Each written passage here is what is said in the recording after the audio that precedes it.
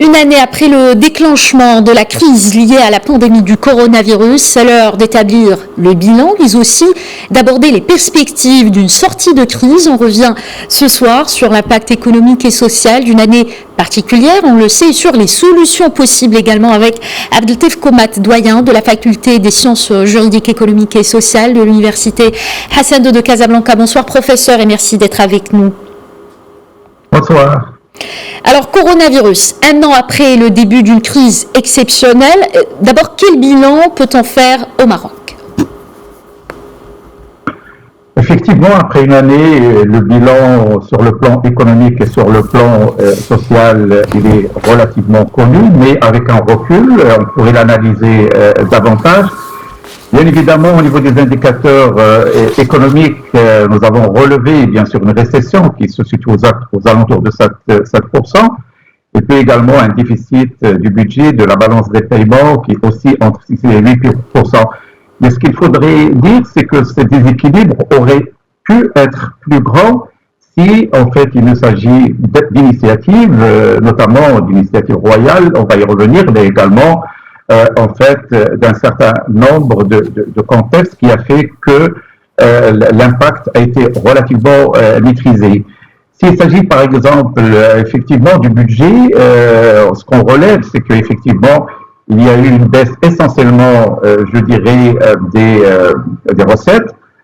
Par contre, on n'a pas senti un impact énorme en termes de dépenses, malgré ce qui a été déployé par l'État comme soutien aussi bien à l'appareil économique qu'au volet social, justement parce qu'il y a eu cette initiative royale d'initier ce fonds Covid qui a pu récolter à peu près 35 milliards de dirhams, l'équivalent de 3% du PIB, et qui a pu soutenir en fait l'appareil économique et l'appareil social sans avoir un impact énorme sur les déséquilibres budgétaires.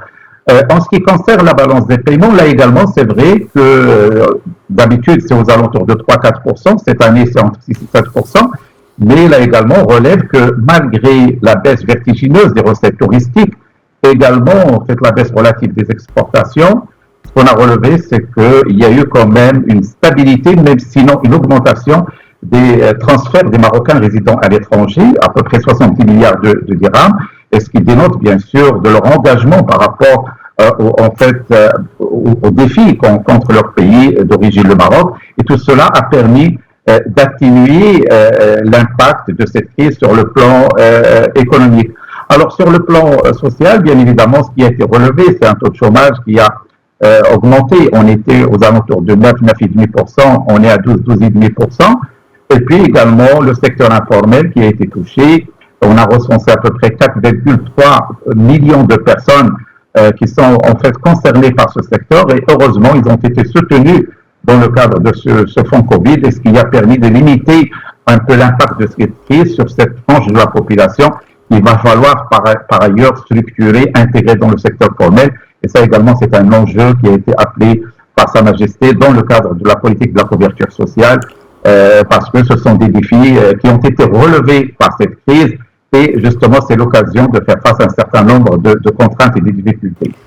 D'accord. Abdeltef Komat, pour récapituler un peu, vous avez dit que l'impact est là, mais il a été quand même maîtrisé grâce à des initiatives. Dès le début de la pandémie, le Maroc a effectivement adopté une stratégie pour réduire l'impact de la crise, aussi bien sur le plan sanitaire que sur le plan socio-économique. Comment ces initiatives marocaines ont été vues à l'international ? Effectivement, au niveau international, le Maroc est très bien apprécié. Et cela aussi bien de la part d'organisations internationales comme l'OMS, comme des organisations à caractère économique, mais également par les médias. Donc on a vu des témoignages, des enquêtes dans tous les coins du monde qui ont justement loué les efforts déployés par le Maroc.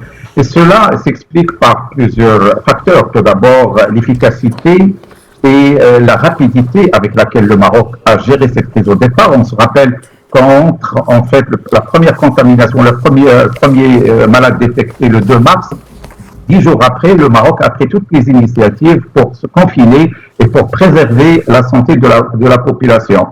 Deuxième élément, c'est un peu l'équilibre entre les dimensions sanitaires d'une part et les dimensions économiques et sociales d'autre part. Le Maroc a toujours équilibré en fait, ces priorités sans qu'en fait, une importance excessive soit donnée à une dimension au détriment des autres. Donc, il y avait un équilibre en termes d'approche.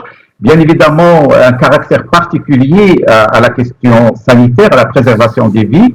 Et donc, ça a été, en fait, une des priorités, notamment par Sa Majesté, c'est de donner la plus grande importance à la préservation des vies des citoyens, mais bien évidemment, tout en menant un certain nombre de mesures sur le plan économique, sur le plan social, pour préserver l'appareil économique, mais également pour venir à l'assistance de la population la plus touchée, la plus vulnérable.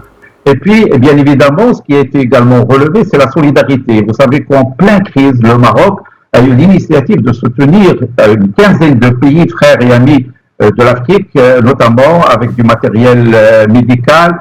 Et donc, tout cela a été salué au niveau international. Et bien évidemment, au niveau international, il y a unanimité sur le leadership royal, parce que durant toutes ces étapes, c'est toujours l'initiative royale, la prise en charge de ces dossiers par Sa Majesté personnellement, notamment la campagne de vaccination, le fonds Covid, et tout cela, bien sûr, est salué au niveau international. Le Maroc aujourd'hui, bien sûr, est cité, en fait, il est cité comme un exemple, comme un modèle. Et puis, bien évidemment, il y a l'étape également de la vaccination. Aujourd'hui, on le sait, le Maroc est pratiquement le premier en Afrique. Et là également, c'est une initiative royale, Sa Majesté directement qui a négocié, qui a pris l'initiative au niveau contact international. Et cela fait que le Maroc, aujourd'hui, est de loin le pays en Afrique le plus vacciné, et même au niveau international, on est situé parmi les pays les plus avancés sur ce plan-là.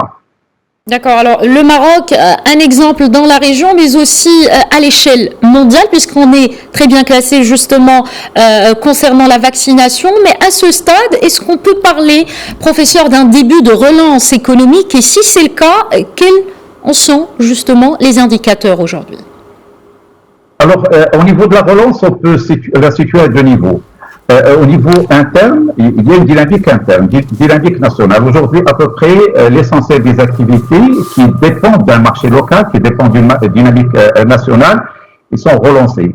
Bien évidemment, il y a encore quelques restrictions, notamment liées aux mesures de couvre-feu, tout ce qui est restauration, café, etc.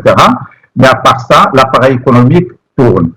Alors maintenant, ce qui reste relativement touché, c'est tout ce qui dépend de la dynamique internationale, tout ce qui dépend de la mobilité, notamment des personnes, tout ce qui est, bien évidemment, compagnie aérienne, agence de voyage, transport touristique, bien sûr les hôtels, reste touché. Et cela est normal parce que on connaît un peu la situation dans les pays partenaires, notamment de l'Europe, et sur le plan sanitaire, il y a encore une certaine fragilité. Et le Maroc, bien sûr, par en fait, prudence et par précaution, bien sûr, certainement dans les prochaines semaines, si les choses s'améliorent chez nos partenaires. D'accord. Et justement, puisqu'on parle d'avenir, Abdeltef Koumet, il y a bien entendu le souci d'une relance économique, mais ce n'est pas le seul défi à relever par les politiques publiques. Où elles sont justement, quelles sont les grandes tendances au Maroc, mais aussi à l'échelle internationale pour pallier tout ça? Alors, comme vous l'avez dit, en fait, il n'y a pas que l'enjeu d'une reprise immédiate, mais il y a également la stratégie à moyen et long terme. Il faut rappeler que Sa Majesté, lors de ses discours, il a toujours, bien sûr, accordé une importance cruciale à la gestion immédiate de la crise, mais il a projeté le Maroc au-delà de cette crise. Et un certain nombre d'initiatives ont été lancées, je pense notamment au fonds Mohamed VI d'investissement, qui a en fait tracé la route à des secteurs stratégiques pour le Maroc qui vont au-delà de la crise sanitaire.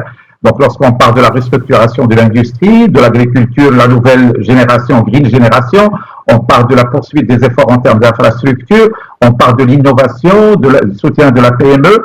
Donc ce sont des défis qui se posent pour le Maroc au-delà de cette crise. Également, bien sûr, sur un plan international, aujourd'hui, le Maroc est dans une configuration géostratégique, notamment en Afrique, avec ses partenaires européens et bien évidemment au-delà de l'Europe, pour se repositionner au niveau des relations économiques internationales. On a vu que déjà il y a des prémices de relance au niveau de l'aéronautique, au niveau d'un certain nombre d'industries de transformation.